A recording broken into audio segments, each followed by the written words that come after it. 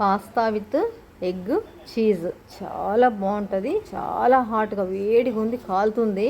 Hello, good morning.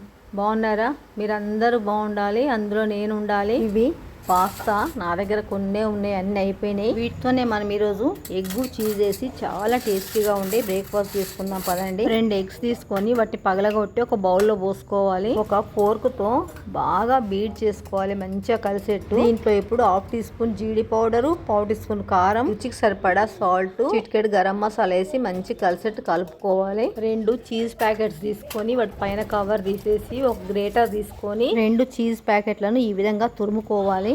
Stove వెలిగించి ఒక కడాయి పెట్టుకొని 2-3 టేబుల్ స్పూన్ల హోమ్ మేడ్ వెన్న వేసుకొని, వెన్న కాగిన తర్వాత కట్ చేసి పెట్టుకున్న 2 పచ్చిమిరపకాయలు, ఒక ఉల్లిగడ్డ తరిగి వేసుకొని అవి వేగేలోగా పాస్తాలో ఒక గ్లాస్ నీళ్లు పోసుకొని ఒకసారి కలుపుకొని పక్కకు పెట్టుకోవాలి. ఉల్లిగడ్డలు పచ్చిమిరపకాయలు మంచిగా కలుపుకుంటూ వేయించుకొని ఒక బౌల్ నిండా స్వీట్ కార్న్ వేసుకొని కూడా వేయించుకోవాలి. స్వీట్ కార్న్ ఆప్షన్, మీకు ఇష్టం ఉంటే వేసుకోవచ్చు, లేకుంటే లేదు. నా దగ్గర పాస్తా కొంచెమే ఉంది కాబట్టి కొంచెం ఎక్కువ వేద్దాం, నేను స్వీట్ కార్న్ వేస్తున్నా. నచ్చిన వెజిటేబుల్స్ కూడా వేసుకోవచ్చు. అన్ని మంచిగా వేగిన తర్వాత మనం నీళ్లు పోసి పెట్టుకున్న గిన్నెలోంచి పాస్తా తీసి కడాయిలో వేసుకొని పాస్తా వెజిటేబుల్స్ అన్ని కలిసేసి బాగా కలుపుకొని ఒక గ్లాసున్నర నీళ్లు పోసుకోవాలి. ఎందుకంటే పాస్తా ఉడకాలంటే కంపల్సరీ గ్లాసున్నర నీళ్లు పడతాయి. రుచికి సరిపడా సాల్ట్ వేసి కలుపుకొని మూత పెట్టి పాస్తాను ఉడకనివ్వాలి. పాస్తా చాలా తొందరగా ఉడికిపోతుంది, ఎక్కువ టైం ఏం పట్టది. చూడండి, ఒకసారి చూద్దాము పాస్తా ఉడికిందా లేదా అని. కాలుతుంది కాబట్టి కొన్ని నీళ్లు పోసుకొని పాస్తాను 2 వేళ్ల మధ్యన పెట్టి ప్రెస్ చేస్తే విరుగుతుంది. చూడండి, మంచి ఉడికినట్టే. 1 టేబుల్ స్పూన్ టమాటా కెచప్ వేసి కలిపి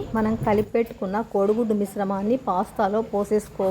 దీన్ని ఏమి కదిలించకుండా మూత పెట్టుకొని ఒక 2 నిమిషాలు సిమ్ లో ఉడికించుకుంటే పైనంతా చూడండి ఎగ్ ఇట్లా వస్తుంది. ఇప్పుడు దీన్ని అంతా ఒకసారి కలుపుకొని వాటర్ ఏమీ లేకుండా అవగానే మనం తురిమి పెట్టుకున్న చీజ్ అంతా వేసి, నేను ఇక్కడ అమూల్ చీజ్ వాడుతున్నా. నేను ప్రోడక్ట్లు అన్ని అమూలే వాడతా, పాలు కూడా అమూలే. మనకు నచ్చినంత సన్నగా తరిగి పెట్టుకున్న కొత్తిమీర వేసుకొని మళ్ళీ 1 టేబుల్ స్పూన్ టమాటా కెచప్ వేసి పాస్తాని ఏమీ డిస్టర్బ్ చేయకుండా మూత పెట్టి 1 నిమిషం తర్వాత తీసి చూస్తే చూడండి చీజ్ అంతా మంచిగా మెల్ట్ అయింది. ఇప్పుడు స్టవ్ బంద్ చేసుకోవాలి, ఇంకా అయిపోయినట్టు. ప్లేట్లో పెట్టుకొని సర్వ్ చేసుకోవడమే. చూడండి, సర్వ్ చేసి మధ్యలో నంచుకోవడానికి కీరాను ఆనియన్ పెట్టుకున్నా. ఇప్పుడు తిని మీకు టేస్ట్ చెప్తా ఎట్లున్నదో.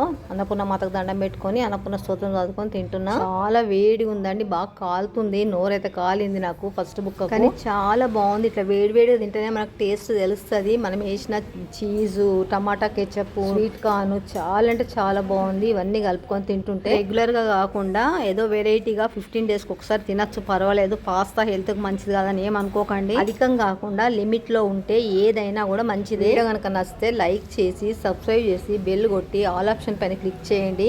వీడియో మొత్తం చూసినందుకు థ్యాంక్ యూ.